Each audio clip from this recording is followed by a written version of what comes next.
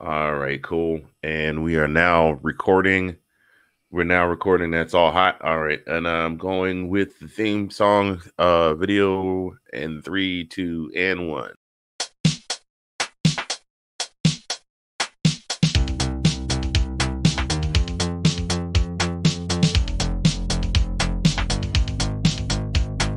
Say hello to my little friend. Shut the chocolate.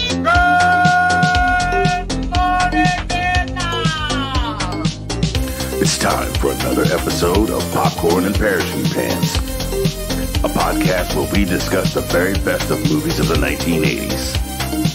And now, here are your hosts, Mr. Fingaz and Nick Rosario.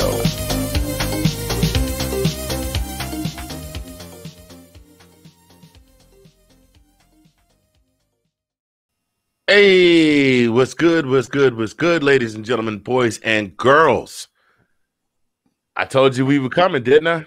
That's Nick, right. We're They here. weren't ready. They weren't ready. I told them we were coming.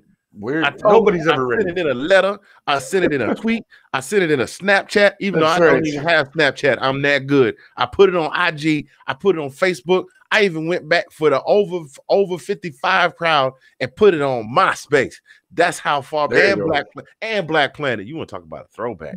And what we are Planet. here. We are here. We are here. Like the Who's in Whoville on the dust mop that Horton heard back in the whenever.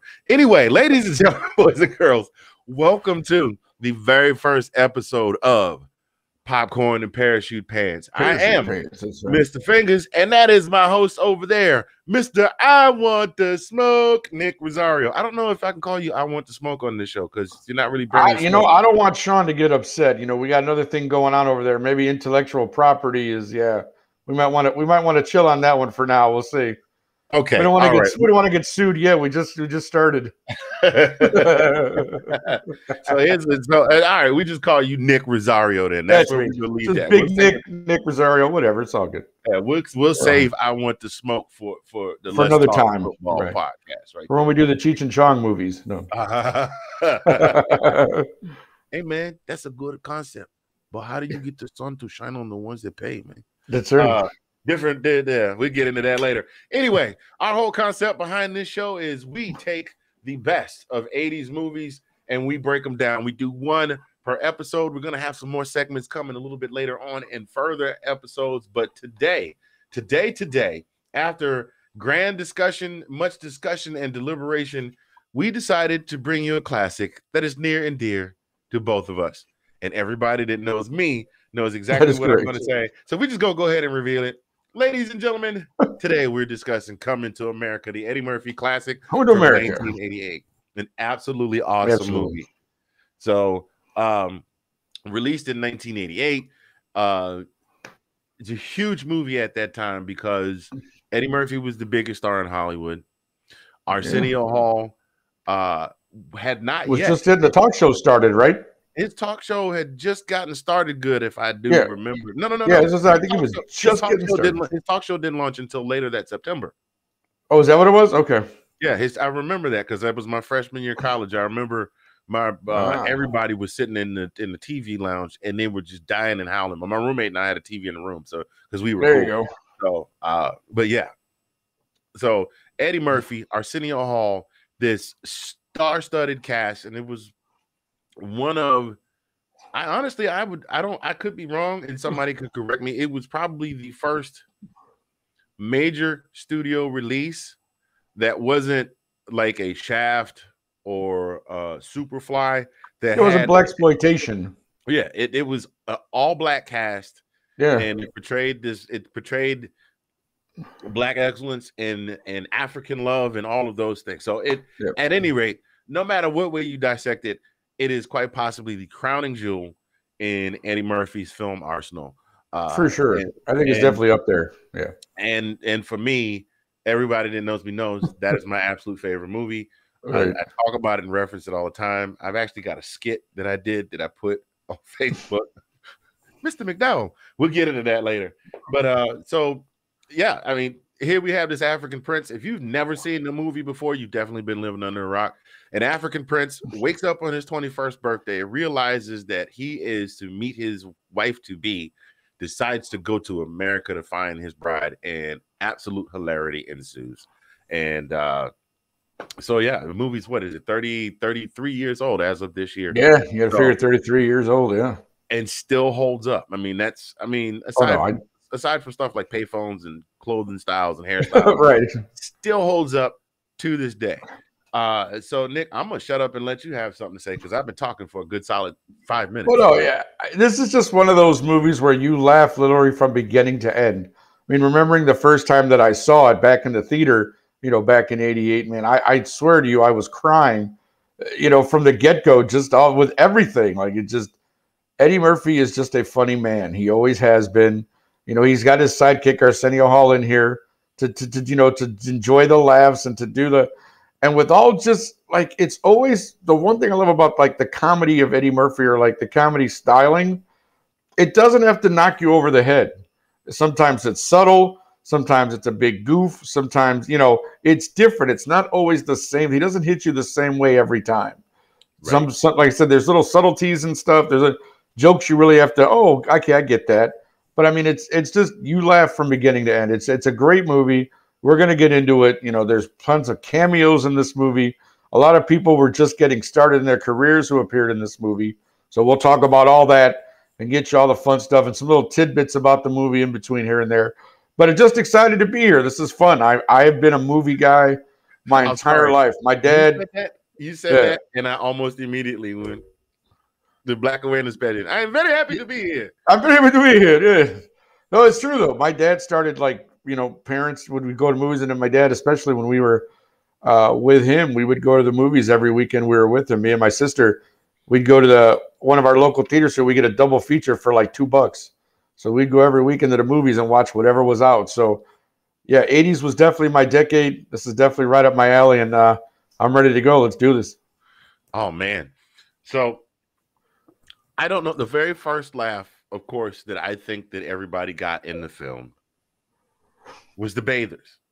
I mean, because he wakes up and he's going through his routine, and then he's just sitting there and he's getting bathed by these obviously naked women. And then when he comes up and goes, "The royal penis is clean, Your Highness," and it's this big.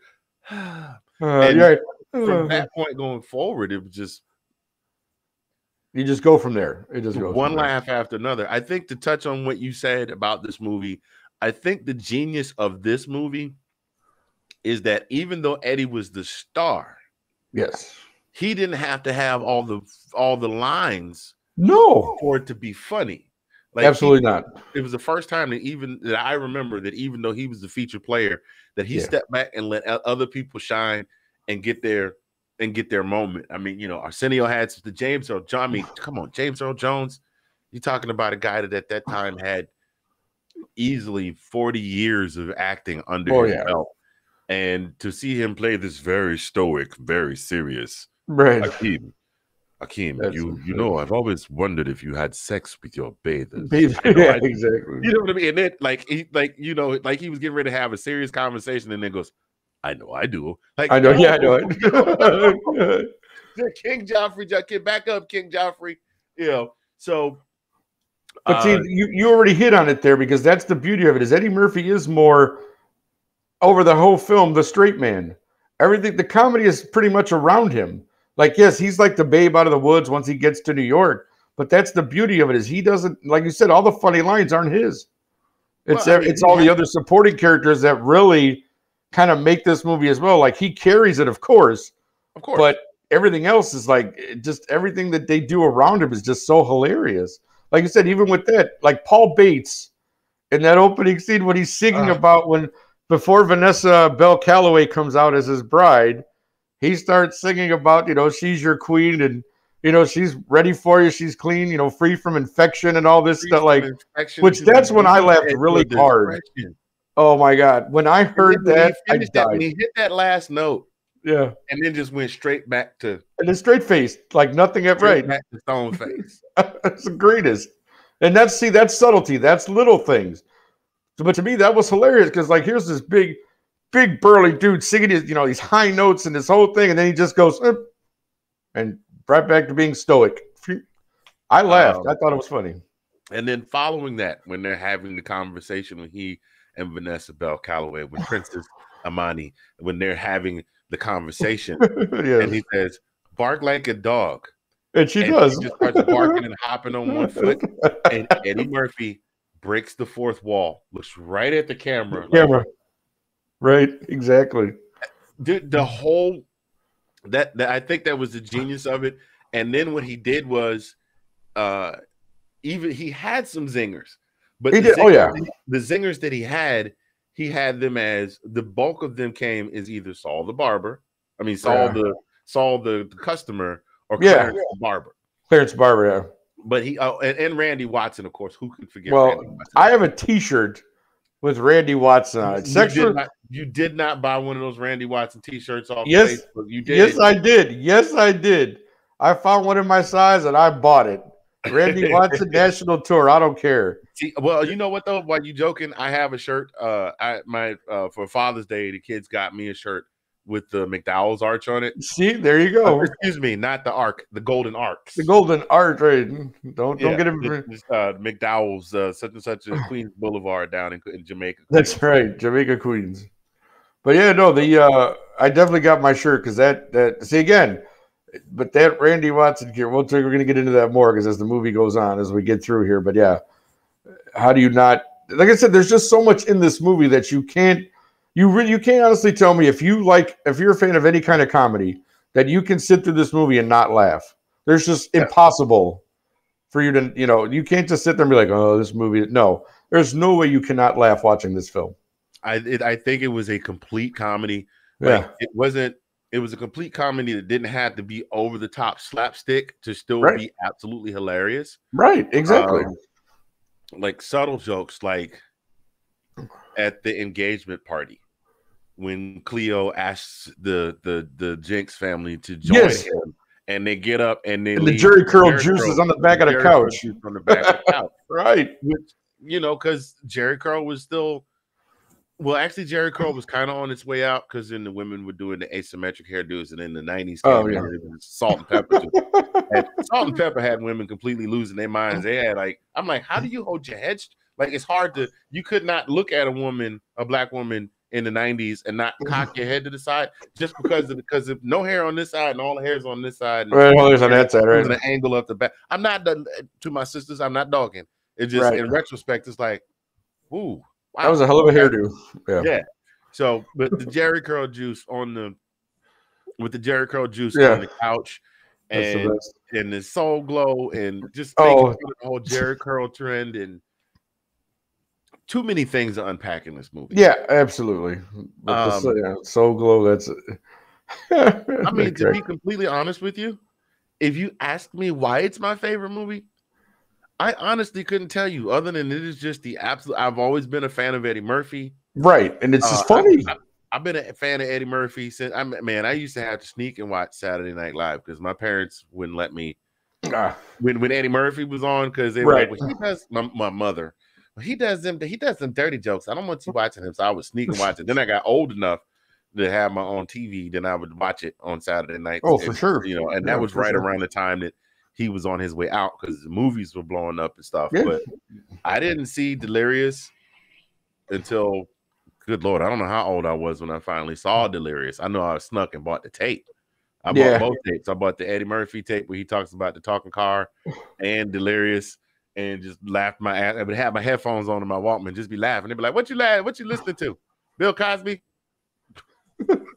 I was 13 the first time I saw Delirious because I saw it at my friend's house. His mom had bought it on VHS, and they let us watch it. I'm not sure why, but they let me and my buddy watch it. You know in what? His front room, and he was just like, "What is this?" Listen, I'm gonna tell you why they let you watch it because Eddie said the same thing in the concert. He said, "For those of y'all that are looking for me to be the buckwheat, no, put the buckwheat wig on and all that." No, that was, and I'm telling you, that's some of the funniest stuff to this day. Still, that was filmed in '82. And I'll put it up against anything these comedians are doing today, and it's still just as funny, if not absolutely funnier. That and Raw both. Well, yeah, Raw. See, I'm a more of a Delirious fan. Raw was good, but Delirious to me trumps Raw like big time. Oh, all day. I'm just saying. If you have to, for me, both of those specials Yeah. are both in my top 10 of comedy. Oh, sure. They're both comedy genius. Like they're both, like classic. Now these are just, I'm just talking ones I've seen. Now I know somebody's going to see this later and be like, oh my God, how could you not put? You didn't talk about Joe Coy or Joe Coy is Maniscalco or some of these other guys. Joe Coy is that dude though. He's hilarious. No, he's funny. I've seen Joe Coy. I mean, but I'm just saying in terms of special, like when you just, an hour and 10 minutes of straight comedy. Oh yeah. It doesn't get any better than Eddie Murphy in the 80s. Like that was, and that's why, again, when he does a movie like this, like you said, Raw had already come out by the time this, Raw was already out by the time this came out. So Eddie was still kind of riding high. Oh God, yeah. With, towards the end of the 80s, and it's like he puts out probably his best movie at that time, and you're like, this is incredible. This guy is, nothing can stop this man. He does whatever he wants, and he just, Yeah, and even, that's why it's so. I think to me that's what stands to this movie too. Is it just Yeah, I mean, you think about it. He started in the New York comedy clubs. He got discovered. He gets on Saturday Night Live. Man, he's 19 years old. I mean, only 19 when he gets on the show. However old he was when he got on Saturday Night Live, and he introduces us to all these characters. Yes, and then Saturday Night Live is now the hugest, probably the biggest show on television at that point. Besides maybe MASH and a couple other people. I'm serious. Like that's I know. I became because of Eddie Murphy. So then he's got Beverly Hills Cop. He's got 48 Hours. Then he drops Delirious. Then he turns around and drops, boom, Raw and Beverly Hills Cop 2. I think within a year of each other. They're both 87. Actually, he dropped them the same year. And then you turn around and the next year you see he's got this movie coming out. With all black cast. Yeah. And you're like, whoa, I gotta go check that out. Because Arsenio Hall was on the come up. Yes. James Earl Jones was already James Earl Jones. Sinclair. Anytime you see James Earl Jones, you're like, I gotta go see that. I'm gonna check that out. Just because James Earl Jones at that point had for anybody that didn't know who James Earl Jones was. James Earl Jones got introduced. I'm telling you this. James Earl Jones got introduced to white America. Most of the rest of white America. Star Wars. Darth Vader. Right. So you're like, oh man. When you hear that, Luke, I am your father, or the whole just whoa. Right. Searcher, it's true, Luke. I was coming to America on opening day. Yeah. And best movie I have seen. I'll say it again. Best movie I have seen today. I mean, there's everything about that, from the cinematography to because it's not just Eddie Murphy. It's the thought and everything that went into it. Because he had a hand in it, even though John Landis was Oh, sure. Absolutely. Landis was the director. From the costuming to the music. They got Paula Abdul to do the choreography. Right, for that opening sequence and all that, Right.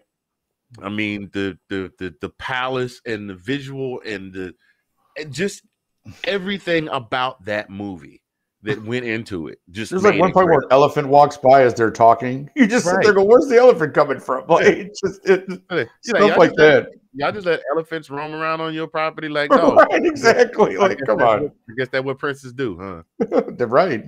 And Akeem just stops and goes, hello, Babar.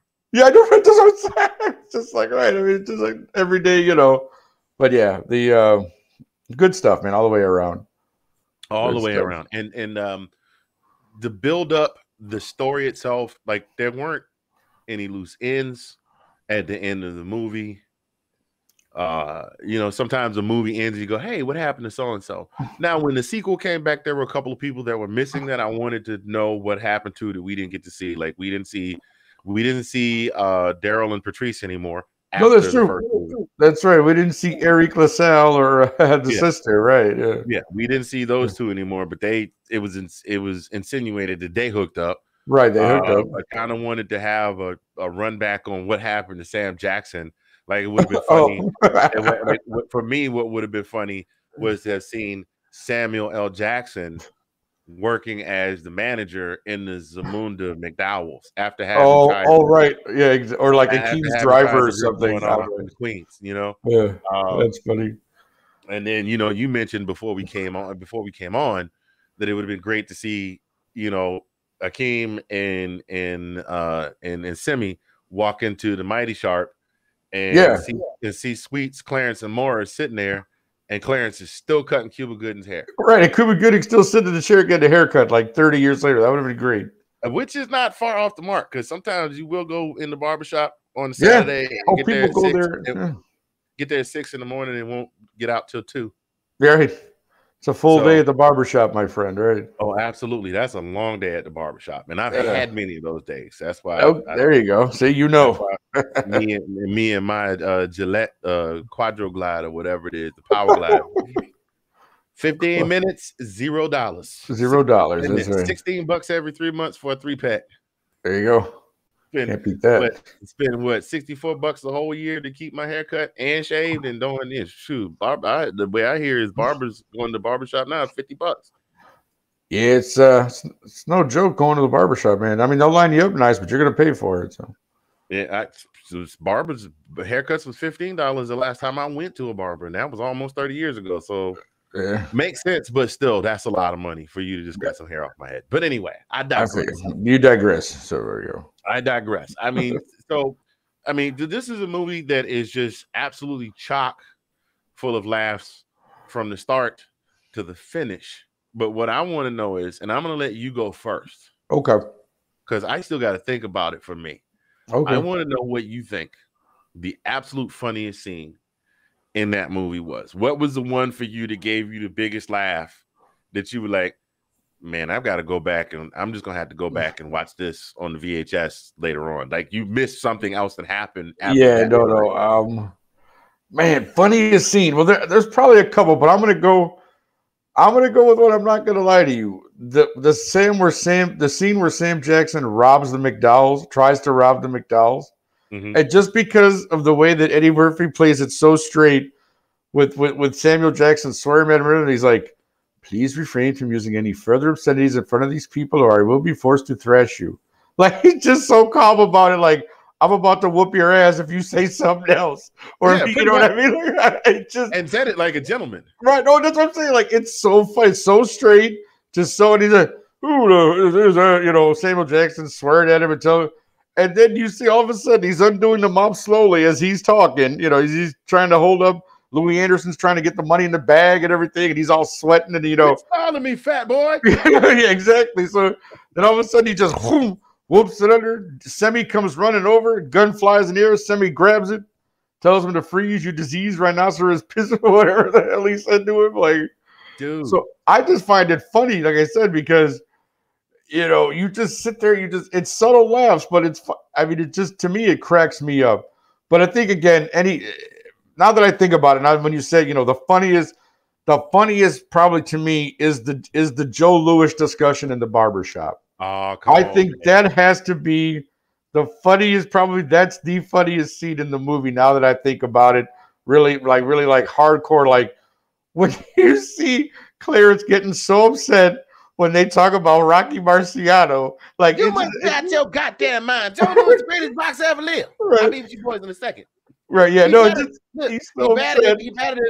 batted Muhammad Ali. He batted in Joe Walcott. He batted what's that boy name? Look like a bulldog. Mike Tyson. Mike Tyson, right? But when he tells him, Rocky Marciano, he says just the way he goes. Oh, that's day one. That's day one. How come every time everybody got to talk about Rocky Marciano, he beat Joe Louis's ass. Yeah, Joe Louis, 176 years old, come out of retirement, fight Rocky Marciano. He did get his ass whooped. Yeah, exactly. That's what I mean. That scene is hilarious because it ends with fuck you, and fuck you. Who next? And that's it, and then it's over. But it's just like, again, that's subtle. Okay, we're done with this. I'm done. Well, but yeah, I laugh so hard in that scene every time when they start talking about Joe Louis and Rocky Marciano. That cracks me up so bad. Well, wait a minute. You have to, as a footnote, you have to add the speech about Martin Luther King too. You ain't never met Martin Luther King. He's like, wait a minute. I did too meet Martin Luther King. I was walking down the street minding my own business, right? Just walking down the street minding my own business. I turned the corner. Somebody ran up on me, hit me in my chest. I fell back. I looked up. I said, Dr. King. He looked at me and said, I thought you were somebody else. I thought you were somebody else. Man, you ain't never met Martin Luther King. Yeah, didn't touch me in the chest. Never met my weight. Not Martin Luther King. The thing that sealed that line was he put the in there. You ain't never met Martin Luther King. Right, Martin Luther King. Yes, I did. Punch me in my chest. Yeah, no, that's that scene. No, those barbershop scenes are great. Yeah, no, he did not. Yeah, those are probably like, and again, part of the reason that that's there is that to save money, they had Arsenio and Eddie play multiple parts. So they didn't have to hire different actors to do those things. Like that was put into, I remember seeing an interview with Eddie where he talked about that, where like it was a way to save money too. With him and Arsenio in their contracts, they were contracted to play these different parts so that it would save time and money. So they play, because they play like 4 or 5 different guys each in the movie. Oh yeah, absolutely. Because Eddie plays Akeem. We go through it. Akeem, obviously the Clarence, the old Jewish man. They play Saul, the Jewish guy. For those of you that didn't know, that is Eddie Murphy playing Saul, Eddie Murphy. The guy. Right. He also plays Randy Watson. Sexual Chocolate. And then Arsenio plays Simi. He plays Morris the barber. He plays Reverend Brown, and he plays the woman at the woman in the club who wants to tear him apart, and his friend too. And then the Reverend. Yeah, plays Reverend the Brown. I did mention Reverend Brown. Oh, you Reverend Brown? Okay, yeah. There's a God somewhere that Hugh Hefner can't make it like this, but God that Hugh Hefner on high. Because even that speech is funny. He's like, when I look at these women here, I say there is a God. Can I get an amen? Do you love him? Do you feel joy? Let me hear you say joy. Yeah, joy. Yeah. I am very happy to be here. Eddie Murphy taps and the Akeem taps him and goes, joy. Yeah, joy. I am very happy to be here. I love it. Oh my God, you're killing me right there. That's part of it too. When you think of the legacy of this movie, people have used those lines in other things. Like, stuff from Coming to America. And the reason I brought that up only because recently I have been to be watching just clips on YouTube. And, may he rest in peace, Chadwick Boseman did a thing when he hosted called Black Jeopardy. And he finally, towards the end of the skit, if you haven't seen it, please YouTube it. It's absolutely hilarious. But towards the end of the skit, he finally gets the question right. And you hear him go, yes, in the face. And you know right away where that's from. That's from Coming to America. When Eddie Murphy, they're at the game at Madison Square Garden. And he's like, yes, in the face. In the face. And, and it just, where that comes from. Immediately, like, oh, he got that from Coming to America.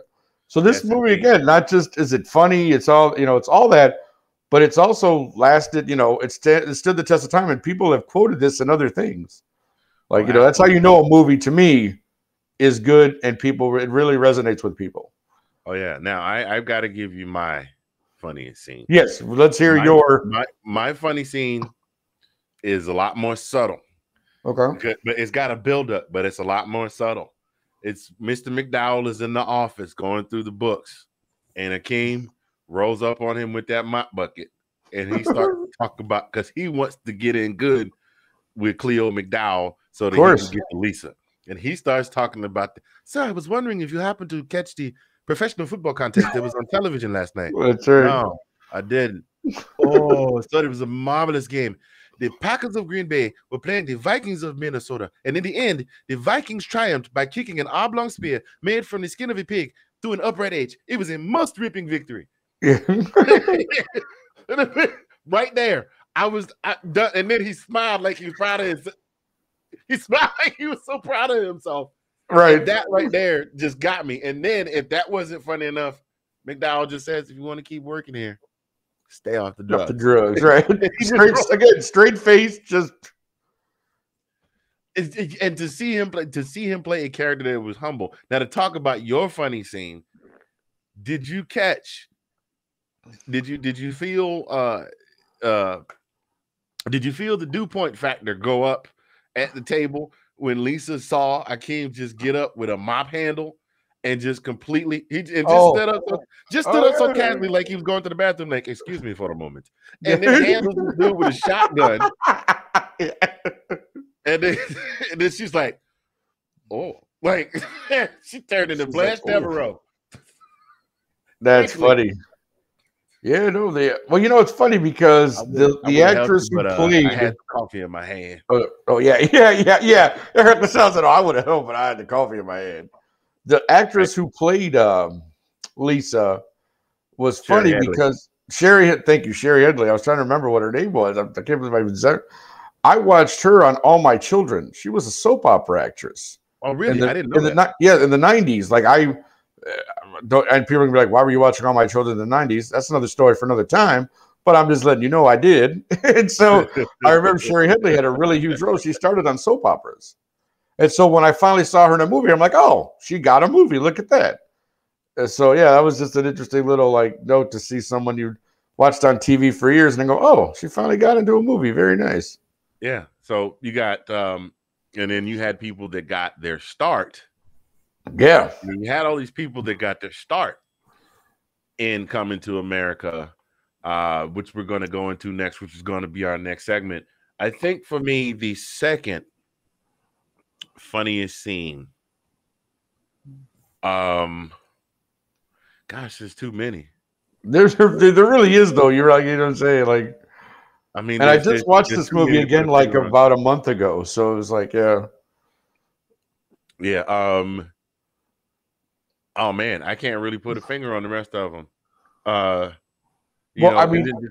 Sexual Chocolate. I mean, just having Randy Watson go up there and the whole thing. The children are our future. Thank you. And he's like, he's this guy that is so into self that he has zero clue, right? That nobody is enjoying what he's into, what he's putting down. I mean, he's a horrible singer, but he's giving it his all. He's not, he's the fact that he plays up the band is like they play so beautifully. Don't you agree? These guys, they all look uninspired. They look like they don't care about being there. But it's, but he's totally 100% committed, and it's just, oh my god, it cracks me up. Because the greatest, just the manner in which he does the song is actually just as funny if you think about it. The cadence that he uses doing the song, just the way he chops it up, is absolutely hilarious. Oh yeah, all day. I laughed during the song, and then when when he drops the mic and he's still stomping on stage, Sexual Chocolate, and he does this, he does, and he goes off, right? Exactly, like what the.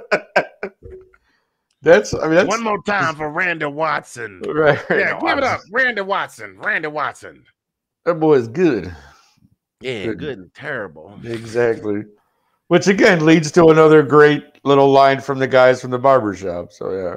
All day. Those guys were everywhere in that. Well, actually, no, because they didn't wind up going to the wedding, but it's just where they. But whenever they were on, you were gonna laugh. It didn't matter. When they showed up there, when they showed, and scenes in the barbershop are all funny, right? When they showed up there for that night, like that. Yeah, especially when he comes back in the shop and he goes, "Hey, it's Kunta Kinte." No, wait, that was Saul. Hey, it's Kunta Kinte. Right, exactly. Oh yeah, you make my hair look like this. Yeah, what you want your hair to look like that for? You ain't never seen Dr. Martin Luther King with a messenger curling his hair like that. He's like, that ain't nothing but ultra perm. Just make it nice and neat. That'll be $8. That'll be $8. Just cuts the ponytail. It's like you get in free. You get in good with American Girl's Papa. You in good. You free. Yep. Mm-hmm. Like Boyd. Exactly. You gotta those obviously all single guys probably giving him love advice. That's hilarious. Oh God, yeah. That's funny. Mr. Clarence. Oh man, apparently these are the best women Queens has to offer. This is the nonchalant. Pick one and let's go. Yeah, pick one and let's go. With how he says, "Let us pick one and go home." Like he's at the grocery store shopping for pears. Yeah. Oh, for sure. Oh man. All right. Oh man, good Lord. So you tell me that you can have a woman that will obey your every word, but you'd rather have a woman that has an opinion? I want the woman who, what did he say, who stimulates my brain as well as my loins. I want a woman to stimulate my intellect as well as my loins. Yeah, stimulate my intellect as well as my loins. The woman need only have a pretty face, a round backside, and big breasts like cassava melons. Cassava melons, right? So you would share your bed and your fortune with a beautiful fool. That is the way it has always been with men of power. It is tradition.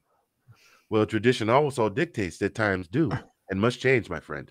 I tell you, that's how much I love that movie. No, we gotta keep going because we'll do this all night. Right, Cameo appearances. One of the big thing about this movie was it had a lot of people that popped up that cameos. If you didn't know who they were when they popped up, when you went back and watched it and went, oh snap, that's so and so. Right, oh snap, that's so and so. Now the very first one, obviously, that everybody missed back in 1988 because nobody had an absolute clue who this guy was until he starred.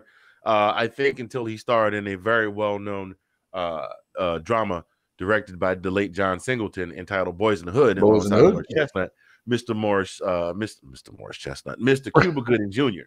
Right. Now, if you don't remember who that was, Cuba was the guy. Now everybody knows who it is now, but he was the guy sitting in the barber chair getting his haircut.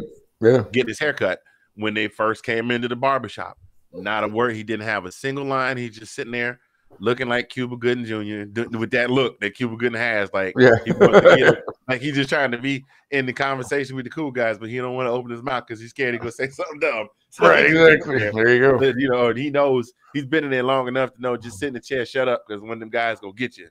So there was Cuba Gooding Jr. Then, of course, probably the most famous cameo of the movie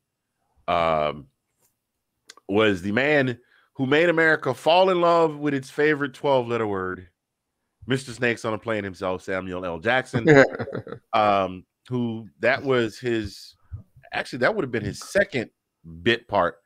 He had only done like one or two other things before that. From my understanding, that was like his second bit part in the movie. He wound up having a longer feature in School Days. Yes, with School Days. If for those of you that have seen Spike Lee's School Days, there was a scene at the KFC where he was arguing back and forth with Lawrence Fishburne and his crew. But he had a bit part in the introduction to Eddie Murphy Raw. He was little Eddie's uncle. I guess he was supposed to be Uncle Ray. I guess probably right. It's probably supposed to be Uncle Ray. Yeah. In addition to the young man who played Bud on the Cosby Show, whose name escapes me, he played little Eddie, and Tatiana Ali played the little girl that's saying, "Why do they fall in love?" Right, who sang in the beginning of it. Right. Right. So he had that bit part there, and then he had a bigger bit part with a few more lines and a lot more profanity. A little action, right? A little action to it. As he made his first appearance as the Samuel L. Jackson we know and love. Right. Yeah. We've come accustomed to, right. Yeah, that you're accustomed to, the mouth that you're accustomed to, is the guy that held up the McDowell's with the shotgun. Who else? We talked about this. There was also Louis Anderson's part wasn't big. Like, Louis was big. He had enough lines. He had more than one scene, though. Yeah, he did have more than one scene. True. He had more than one scene. True. Now, Jake Steinfeld, the cab driver. Yes. Like, people probably go, well, who's that? In the 80s, there was nobody, as far as fitness goes. Fitness was a big thing in the 80s. And this guy had a thing called Body by Jake, where he put out these exercise videos where he would just do exercises and pump up and, he had a good body for, it. So then you see him and you go, oh, wait, that's that Body by Jake guy is the cab driver. So that's another one where, again, he's in the movie for what, a couple of minutes? Yeah, just the cab ride. The cab ride. Yeah, it's the cab ride. It's like, take it to the most common part. Oh, trust me, buddy. That's one thing the Queens has got a lot of. It's common parts. That's right. So, and then again, for those of you, like, you wouldn't know her at the time per se, but she did go on to actually have a career. Garcelle Beauvais is one of the bathers. She's one of the flower girls. She had the Jamie Foxx show, I think, was her first real. Was her big break, right? Yeah, she had the Jamie Foxx show. Was in a couple movies with Will Smith. Like, she started getting a career kind of after that. But she's one of the flower girls. And funny, she even returned for the Coming to America sequel as one of the flower girls. She did. The Rose Petal girl, yeah. As did Vanessa. Vanessa Bell Calloway came back as well, right? Still hopping on one leg. No, that's because she never right after you left her. Look at she. Because right, they ended up making that Wesley Snipes' sister. Like that was kind of the whole thing, right? Like they made her Colonel Aziz's son, who we did not see in the original. Right, He absolutely stole that movie. I mean, the movie. I thought the movie was good, but Wesley absolutely stole the movie. So you get Garcelle Beauvais, who had a small part in that. Let's see who else would have been like the next one I'm going to throw at you. If you are old enough to remember all of Eddie Murphy's movies, right, you saw these two guys, you immediately went, "Oh my God!" Because if you remember, at the end of Trading Places, we last saw Mortimer and Randolph Duke all the way from the floor of the New York Stock Exchange, dirt poor without a nickel to their name, after having been duped by Dan Aykroyd and Eddie Murphy, Reggie Valentine, and what was oh my God, Louis, was it Louis Latimer? Is that his name? Oh wow! Now you put me on the spot. It's Louis something. Well, you know what? I don't know if it's Latimer, but doing Trading Places. You and I are going to watch. We'll do Trading Places and we'll discuss all that. Right. But anyway, we last saw Mortimer and Randolph Dukes being dragged off the New York Stock Exchange floor without a nickel to their name.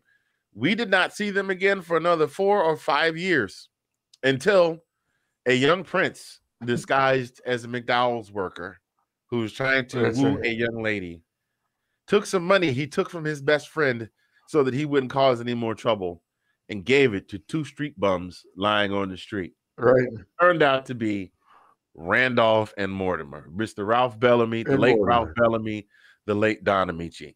So Don Amici, if you remember Don Amici, I don't remember a lot that Don Bellamy was in, except for Trading Places. I think that's all I saw him in. But I remember Don Amici from Cocoon and some other movies. Right. Like that. He did some other things. Yeah, he did. But yeah, Randolph. I'm still not speaking to you, Mortimer. Right. Look, Mortimer, we're back. I love it. Yeah, you gotta love that.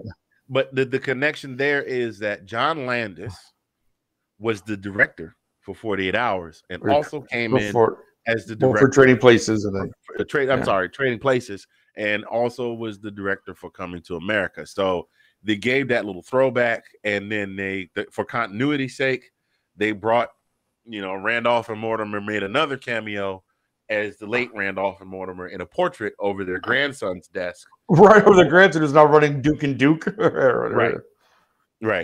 Let me see. Who else had cameos in this movie?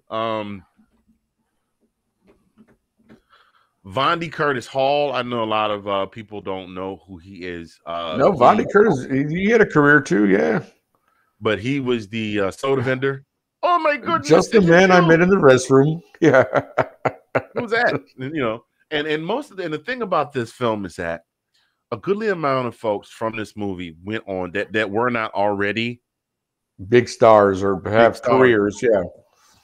Oh, excuse me. They had careers. Because even Eric LaSalle had not done much up until this. And then obviously he went on to be Dr. Peter Benton in ER, and he's a director now. And yeah, that's the reason why he said the reason that he didn't return to he wanted to, but conflicts with his filming schedule because of his efforts with him being the director. Personally, you the damn director. Take a day off. Look at they make it Coming to America 3. You better show up, drip drip. That's what I'm calling it. That's your nickname now. Better show up. That's funny. Eric LaSalle went on to be on ER, and now he's got the big directorial. I mean, you had John Amos, and who didn't know? John Amos already had a huge following. In the many years he was James Evans Sr. Oh, sure. Yeah. Good times. Many movies, many appearances everywhere. As the older on TV shows in the Roots miniseries. Oh, well, yeah. Matt Sinclair, who went on along with, in a little ironic twist, who played James Earl Jones and Matt Sinclair, who played the king and queen in an African country in Coming to America, went on to play another king and queen in a Disney movie in The Lion King. Because Matt Sinclair was the voice of Sarabi. Okay, yeah. Sarabi. Simba's mom. And James Earl Jones, of course, was Mufasa. Yeah. Thank you. You know, I just do a total blank. I was trying to stretch it until I caught it. Thank you. You gave me the name there. So they played Mufasa and Sarabi in The Lion King, and she passed away shortly after that. Yeah, she did. That's a shame. Uncle Ray Murphy, Eddie Murphy's uncle, Ray Murphy, was the drunk that fell down the steps. Good Lord, you've had Frankie Faison, who played the landlord, who starred in several different sitcoms. You mentioned Garcelle Beauvais. Good night. I'm trying to run through this laundry list of people who were in this movie, and I mean, just that was a star-studded cast. Period. Oh, for sure, absolutely. Period. And an excellent movie. I love the movie so much. This is the running joke in our house with everybody in the house.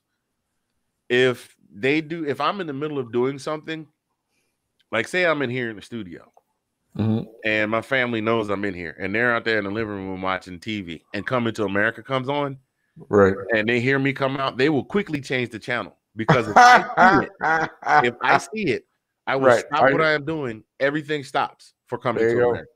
For sure. And you know, I know all the dialogue from start to finish.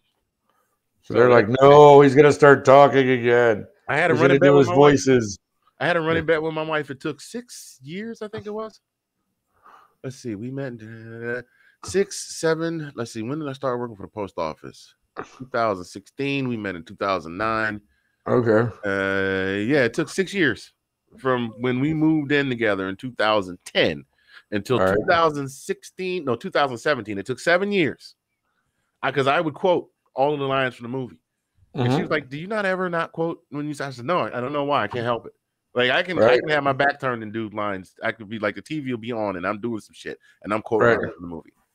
And so we had a bet. The bet was, she's like, "I bet you can't go half an hour without doing a quote from the movie. Half hour into the movie. That's like shit. Half hour. That's easy. Lose it every time."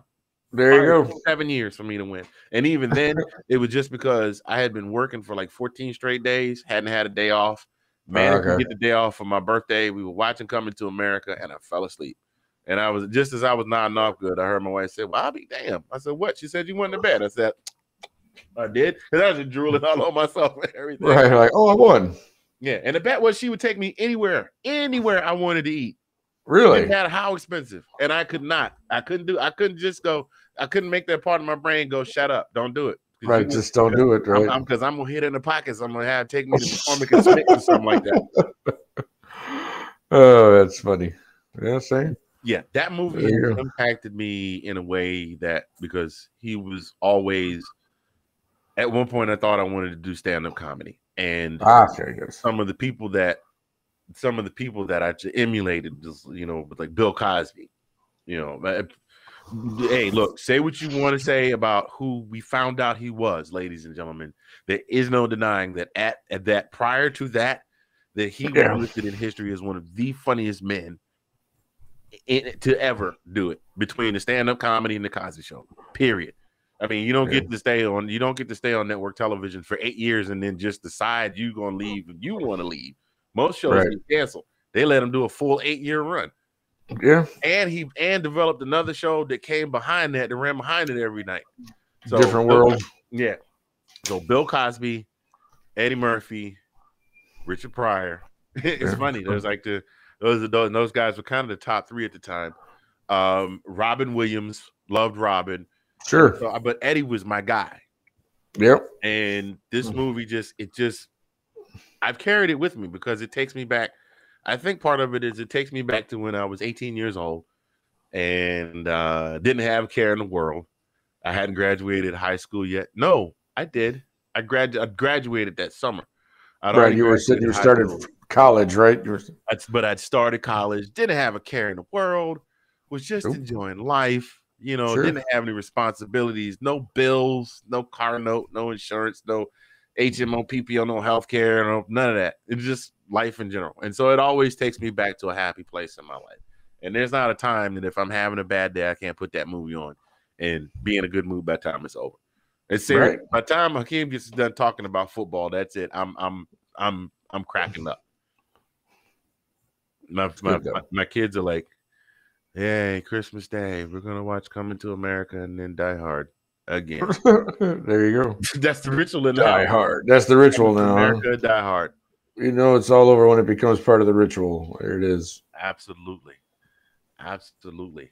Well, ladies and gentlemen, listen. You know what? We never did take a pause for the cause, and we'll be doing that during the regular show. We'll take a pause for the cause for station identification because you will be able to see this show not only live on Facebook, you'll also be able to see it a replay on YouTube, and also hear it live when we start live streaming on the Zagnif One Radio Network. So once we start live streaming, we're going to take a little pauses for cause so we can insert some stuff for when you hear it, the replays, so you can actually hear the commercials and things. So anyway, ladies and gentlemen, myself, Mr. Fingaz, Nick Rosario, Hey. Popcorn and Parachute Pants, we're here tonight discussing Coming to America. It looks like we're winding down, bro.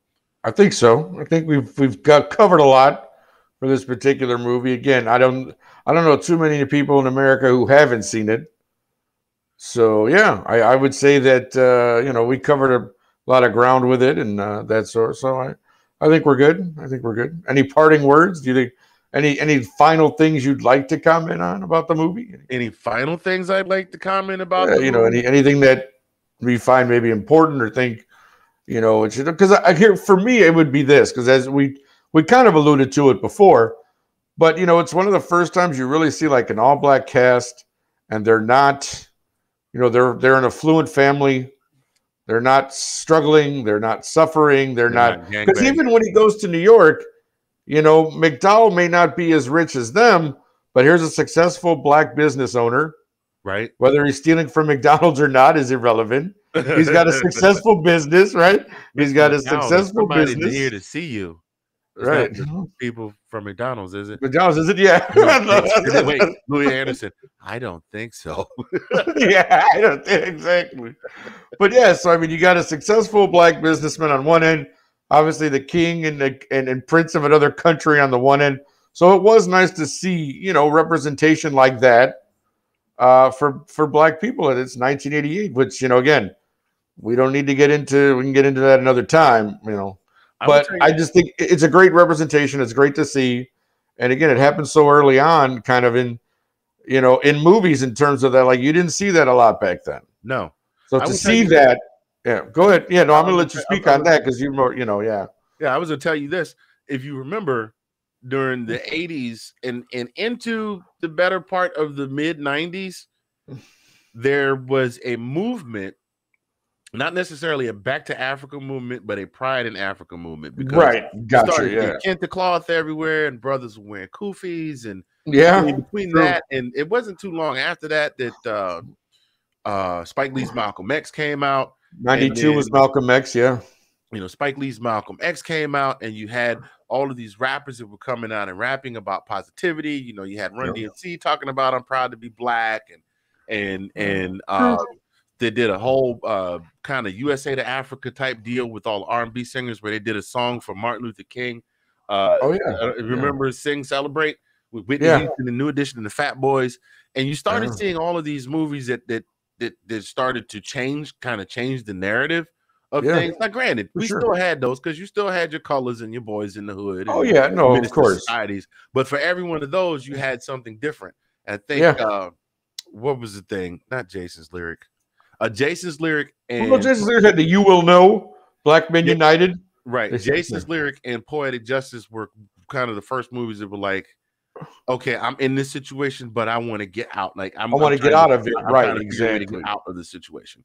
But Coming to America kind of was the catalyst for that, because people said, I think it was the first time that folks looked at it and said, wow, look at all these, and look at what they're doing. Right. You know? And yeah, I think that kind of, I could be off the mark, but I think it kind of set the tone for sparking the movement. Oh, for sure. So absolutely, I definitely think so, because like you said, you just didn't see that back then. Oh yeah, absolutely. So you asked me if I had any parting words. No, I don't, but I know someone who does. Can we bring in our guest so he can give us our parting words, please? Wait a minute. Stop right there. Listen, stop right there a minute. Man goes into a restaurant. You listening? A man goes into a restaurant. He sits down. He's having a bowl of soup. He says to the waiter, come, taste the soup. Waiter says, is there something wrong with the soup? He says, taste the soup. He says, there's something wrong with the soup. Is the soup too hot? He says, will you taste the soup? It's wrong. Is the soup too cold? Will you just taste the soup? All right, I'll taste the soup. Where's the spoon? Aha. Aha. Aha. What do you know from funny, you bastard? Thank you very much, Saul. There it is. I think that's going to do it for us this evening, ladies and gentlemen. On behalf of myself, Mr. Fingaz, and my co-host, Mr. Nick Rosario. Hey. This has been Popcorn and Parachute Pants. Once we start going live, you'll see us each and every Monday with a new episode. Appreciate y'all checking us out. We will catch you next time. Peace. Pete, have a good one.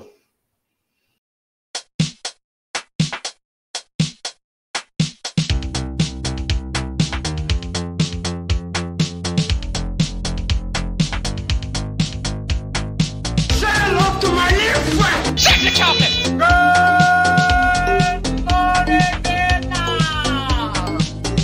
It's time for another episode of Popcorn and Parachute Pants, a podcast where we discuss the very best of movies of the 1980s. And now, here are your hosts, Mr. Fingaz and Nick Rosario.